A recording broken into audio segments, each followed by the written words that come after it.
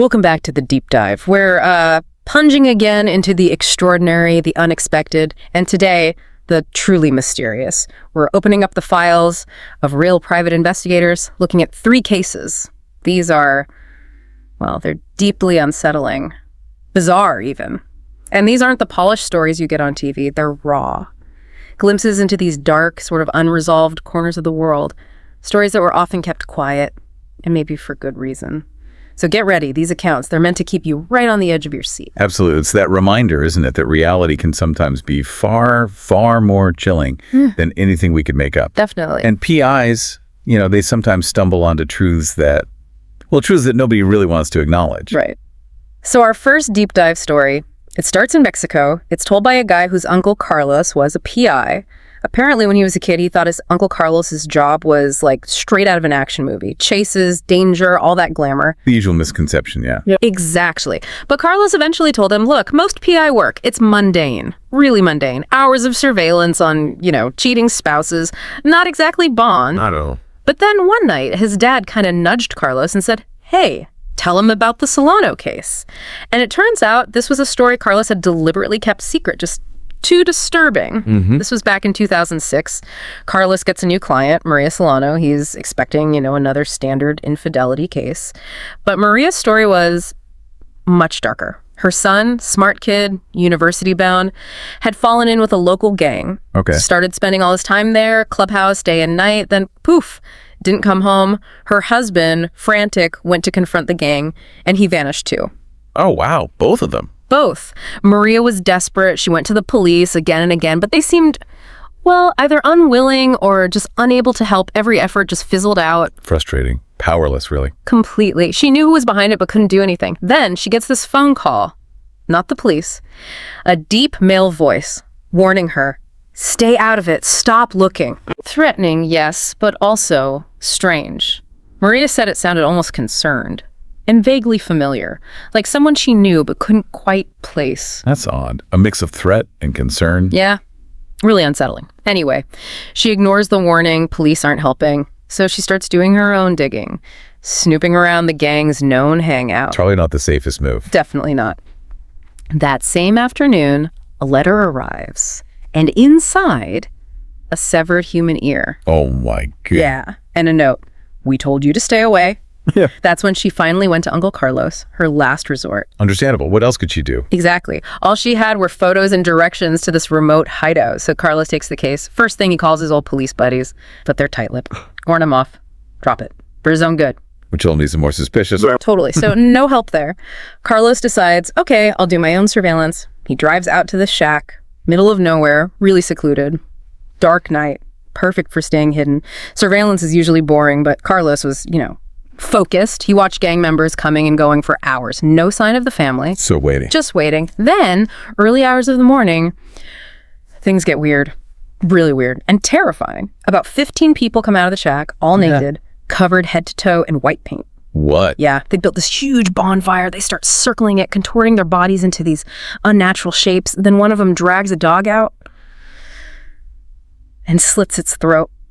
Right there. As the dog's dying, they're screaming, chanting, making these inhuman sound loud enough for Carlos to hear clearly from where he was hidden. And it hits him. This isn't just a gang, it's a cult. These guys are, nut jobs, probably high on something. Ritualistic violence. That changes everything. That shift from, say, organized crime with understandable motives like money or power to this. A cult. It's unpredictable, irrational. Absolutely. The level of danger just skyrockets. You're not dealing with logic anymore. Exactly. You're dealing with belief systems that can justify anything. Yeah. Extreme violence. Total disregard for life. It's a whole different ballgame. Carlos got out of there fast, terrified his cover was blown, and just deeply freaked out by what he saw.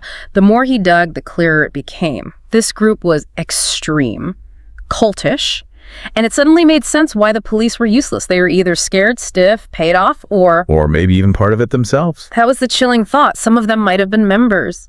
And the ending isn't neat. Maria Solano disappeared, just like her husband and son. Oh, no. No trace. Nobody ever found. No online records. Like they were erased from existence. Just gone. And then Carlos himself started getting calls, threats. His cover was blown somehow. They told him, drop it or you end up like the Solanos.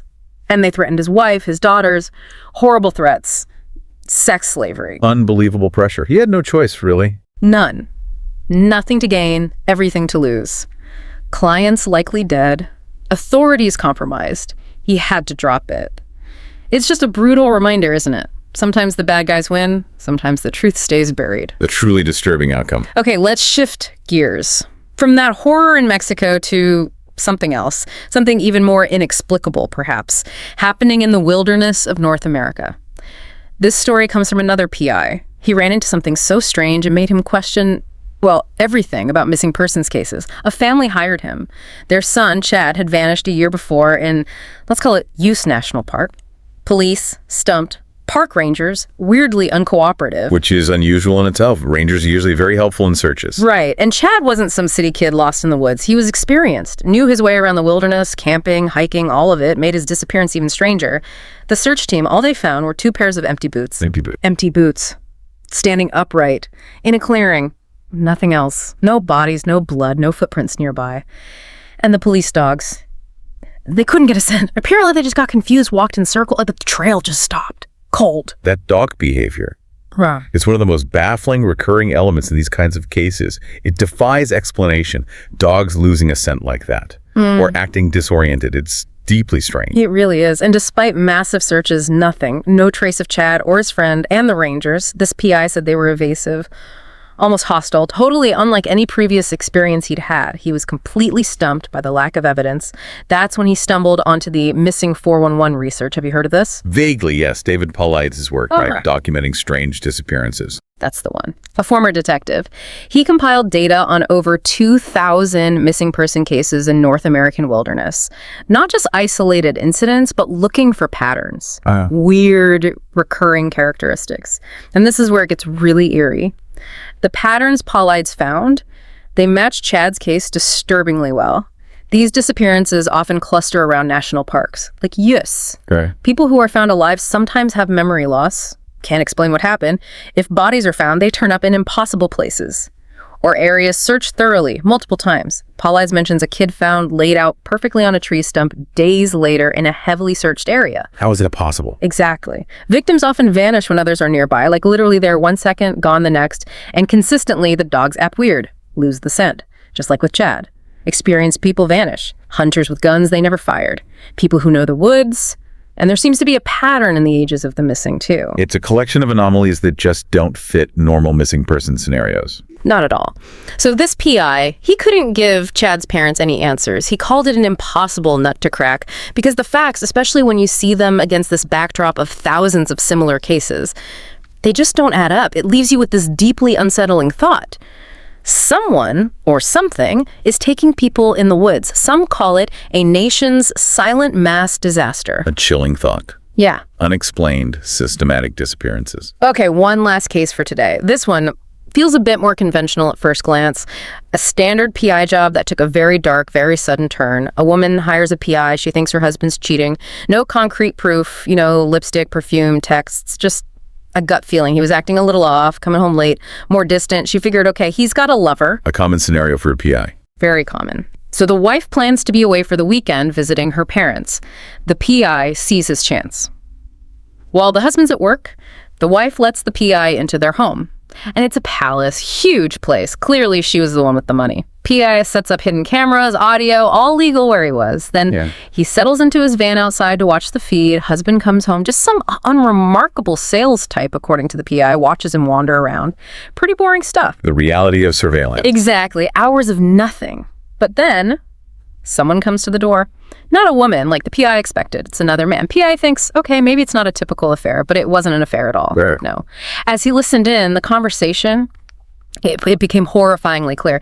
This wasn't a lover. This was business. The visitor was a hitman. Right, yeah. Yeah. The husband was showing him the house layout, planning his wife's murder to get her money. Huge fortune, apparently. The plan was to make it look like a robbery gone wrong, a home invasion. Husband would be conveniently out of town. That's a terrifying leap.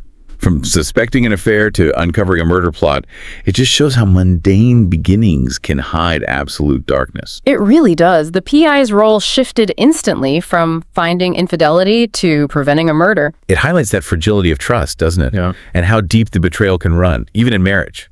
Just hidden beneath the surface. And the immediacy of it. If that woman hadn't trusted her gut, hadn't hired the PI when she did, she literally had days left. Chilling. The PI didn't waste a second, called the police immediately. Of course, the husband and the hitman denied everything, but the PI had it all.